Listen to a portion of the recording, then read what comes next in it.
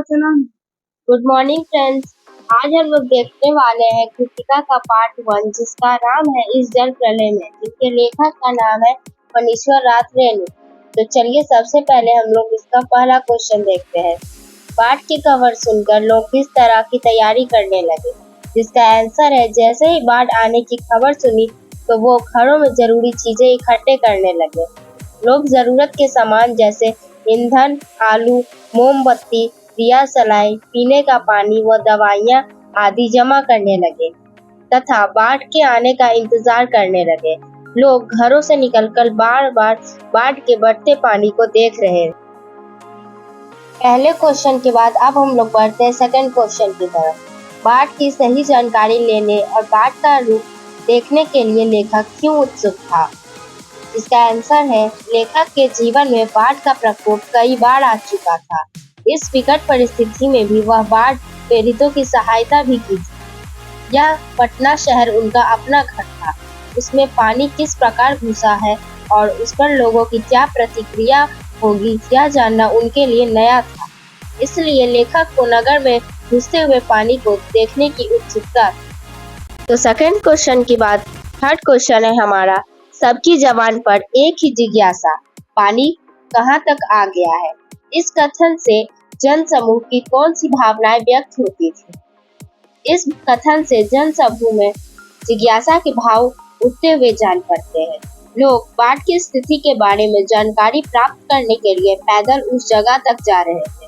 सबके मन में एक ही प्रश्न था, एक ही जिज्ञासा थी, पानी कहाँ तक पहुँच गया होगा। उनके मन में एक ही प्रश्न था कि पानी कौन कौन से हिस्से को समाप्त कर दिया। वह बाढ़ के पानी की गति के विषय में जानना चाहते। चौथा प्रश्न है हमारा मृत्यु का तरल रूप किसे कहा गया है और क्यों। इसका आंसर है बाढ़ के लगातार बढ़ते जल को मृत्यु का तरल द्रव कहा गया है। बाढ़ के कारण न जाने कितने प्राणियों को क्षतिग्रस्त कर दिया था। लोगों को बेघर करके मौत की नींद सुला दिया था। इस जल प्रलय से लोगों की मृत्यु हुई, इसीलिए इसे मृत्यु का तरल द्रव की संज्ञा देनी चाहिए। पांचवा प्रश्न आपदाओं से निपटने के लिए अपनी तरफ से कुछ सुझाव दीजिए। आंसर प्राकृतिक आपदाओं से निपटने का सबसे बेहतर तरीका है सतर्क रहना। हमें मौसम की जानकारी रखनी चाहिए। अपने आप को सुरक्षा तंत्र से जुड़ा रखना चाहिए।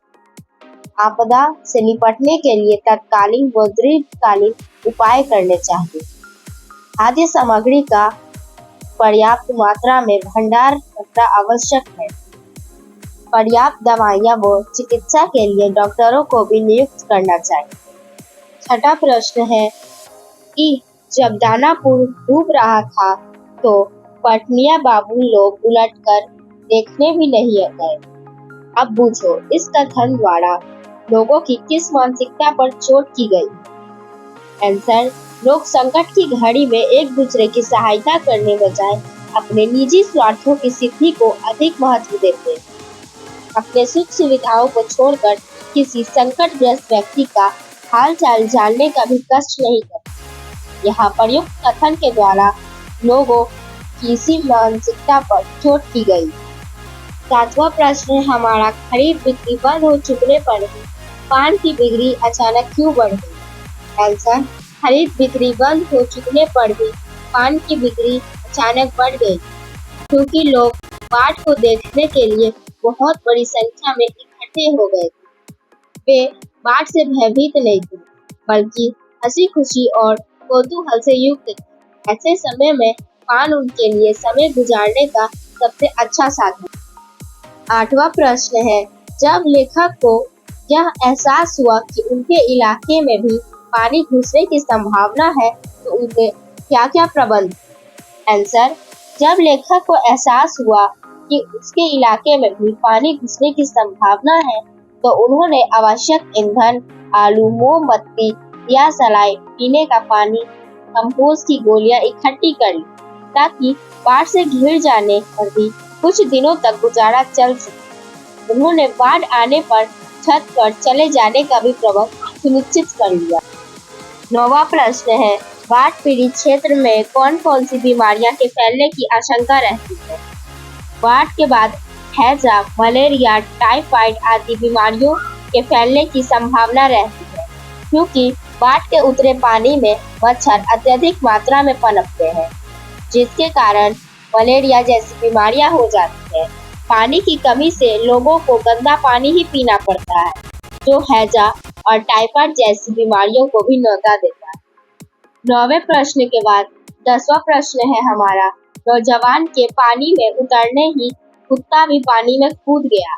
दोनों ने किन भावनाओं के वशीभूत होकर ऐसा किया? आंसर, नौजवान और कुत्ता परस्पर गहरे आत्मिक थे। दोनों एक दूसरे के सच्चे साथी थे। उसमें मानव और पशु का भेदभाव भी नहीं था। वे एक दूसरे के बिना नहीं रह सकते थे। यहाँ तक कि नौजवान को कुत्ते के बिना मृत्यु भी स्वीकार नहीं। इस व्यवहार से उनकी गहरी मित्रता का परिचय मिलता है।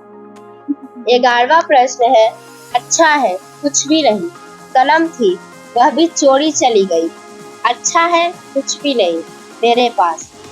मूवी कैमरा, टेप रिकॉर्डर आदि की तीव्र उत्कंठा होते हुए भी लेखक ने अंत में उपर्युक्त कथन क्यों कहा? आंसर, यहाँ लेखक के बाढ़ से उत्पन्न दुख को व्यक्त किया गया है। वह इस घटना को पहले कैमरे में कैद करना चाहता था, परंतु उसके पास कैमरा उपलब्ध नहीं था। फिर उनके मन में विचार आया कि वह कलम के द्वारा पन्नों में इस त्रासदी के लिखे जैसे उनके पहले स्वयं भोगा था, पर उसकी कलम भी उसके पास थी, वो भी चोरी हो गई थी। फिर भी लेखक ने सोचा, अगर वह इस सजीव भयानक रूप को अगर अपने कैमरे व कलम से पन्नों पर उतार भी लेता, उसे दुख भी तो प्राप्त होता।